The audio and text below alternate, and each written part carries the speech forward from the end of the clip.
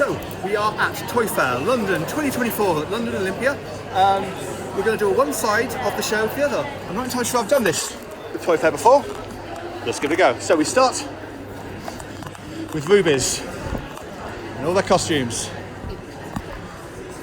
for boys, girls and adults. And we're just going to have a little wander around, just get a little feel of the place. Now this is press day, so it's lots of hacks, lots of journalists, lots of reporters out meeting all the PR people. So as a result, it's quite easy, as you can see, to walk around. Relatively easy to walk around. People are doing magic tricks. So let's take a walk. So yes, this is the press people. So tomorrow will be more trade open, and you'll get a lot of shops and retailers. The day after is Influencer Day. Oh my word, I think I can try and avoid that. I seem to have managed to walk myself into a bit of a corridor, but now here we are, we're out again. Okay, so there's two main halls, and then up above us is the balcony. This is the same place where you'll see Book Fair and the London Film and Comic Con. Yes. And we're going to go for a little wander around and see what we can find. Warhammer there. You can see.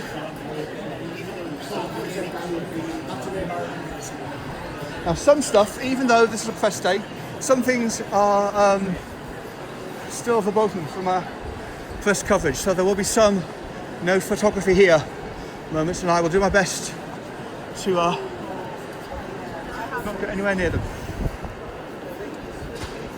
And as you can see, lots of people all dressed up in the stuff, the costumes. What Teletubbies, I've seen Teletubbies, I've seen Peppa Pigs, I've seen Teenage Mutant Ninja Turtles, there have been Blueies. That's the kind of character stuff. So from which this is character options that's going on the side of. They've got all the Doctor Who stuff which you're not allowed to see. But there'll be a bleeding cool article on that as well. I seem to have just walked around on myself, there we go. It's not exactly from one side of the show to the other. It's just more like going in a small circle before setting off again. There's Bandai, they're all blocked up. So you'll find things like the Todd McFarlane toys will be at Bandai, but they're not seen at the moment.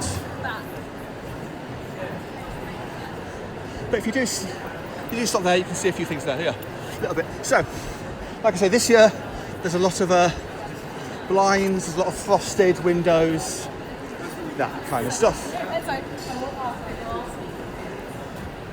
We're going to keep walking. So this is not really from one side of the show to the other. It's like more of a meander around a lot of it. It's not designed, say, like a Comic Con would be. This is very much for if you've got someone you know where you're going. You've got lots of little blocks, separated blocks of access. There's the Funko folk, and Jazzwares. Through there again. Look, you see all these blocked off windows in case we should look inside. Funko don't block off windows; they just have lots of stuff in the windows. Civilian families. There's Janard.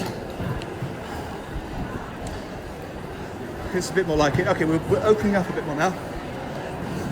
So yes, here's the joy of Funko. Its glory. Professor Puzzles. Here's your Peppa Pigness. If you needed your Peppa Pig, here's where to come. There's Care Bears. So yeah, it's again, at least on this is the day where you can walk around and not absolutely get crumpled to death from the furry folk. But it should give you a little idea of the place as we go from one hall to another.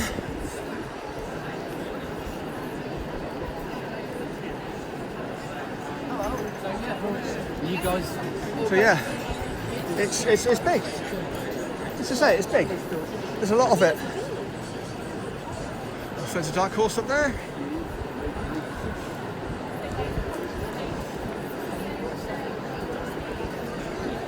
And again, this is not open to the public at all. This is a press day, and the next few days will be trade days.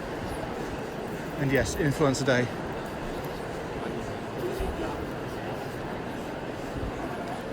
Because sometimes the classic toys will do, there's a house of marbles.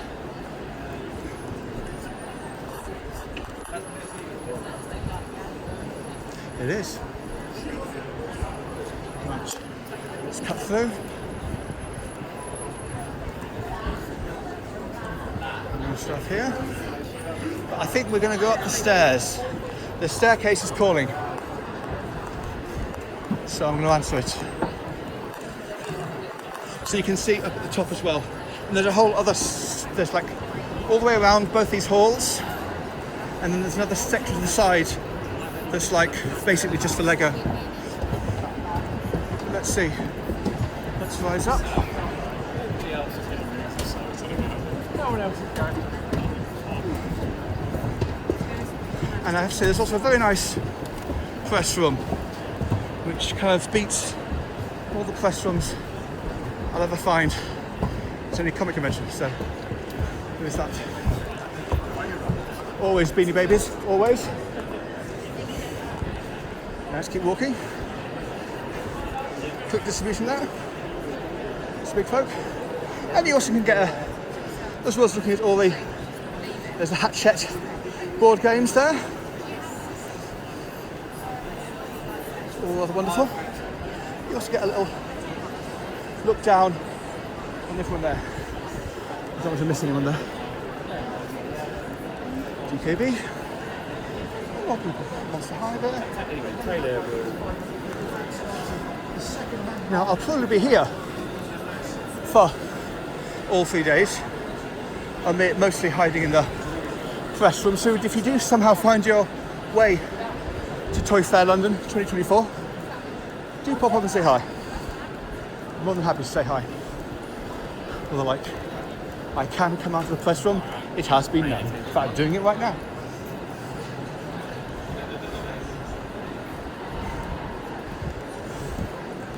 And there's panels. Gallery room there for panels. Face a few panels, but they are there. The Source Wholesale with their light-up Marvel masks.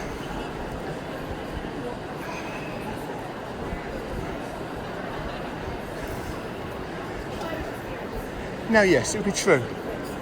I would get a much better and clearer picture if I went round with a GoPro rather than my iPad. But you just wouldn't get the raw, shuddery, juddery and blurred image that you've learned to love from one side of the show to the other. Let's cut through here. And this is around the top of the other side of the show. We were there earlier. Now we get to look down upon them again. Which is always good.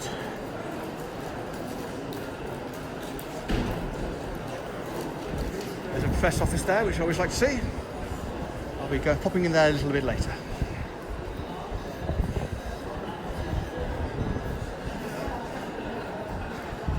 If you want your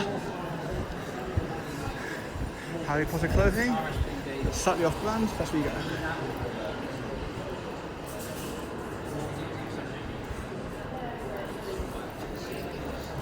Now here are their hero toys. This is what the show's been calling the hero toys. So it's kind of like, this is the stuff that is going to be like big for 2024 as far as they're aware. And lots of good stuff.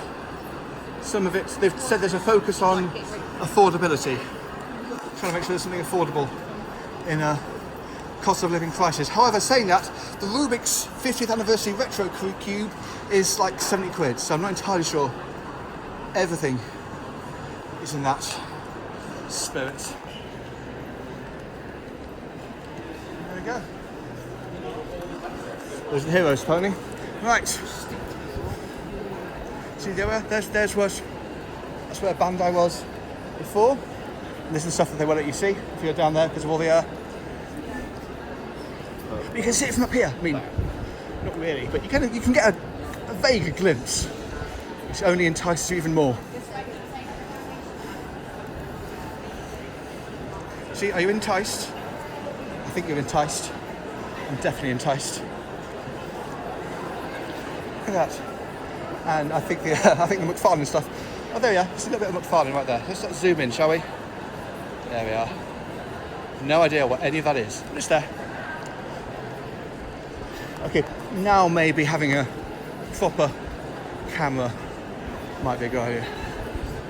Or, you know, an appointment with a PR person. I've tried.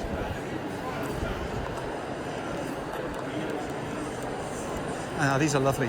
Iron Studios was collect, and they've got some lovely statuesque stuff. Some definitely some IP, almost definitely recognised. It's really gorgeous work. It's they quite stand out, don't they? Iron Studios, lovely stuff.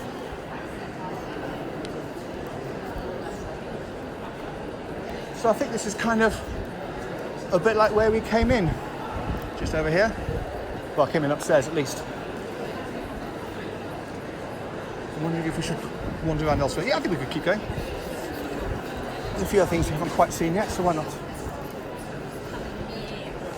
Maybe I'll speed up the feet, because time is ticking.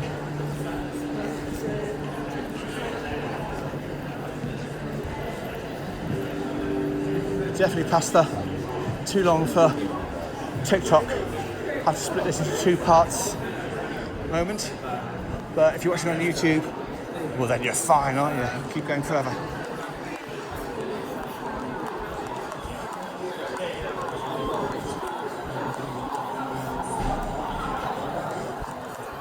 Yeah. So, yeah, I quite like that. It's quite good.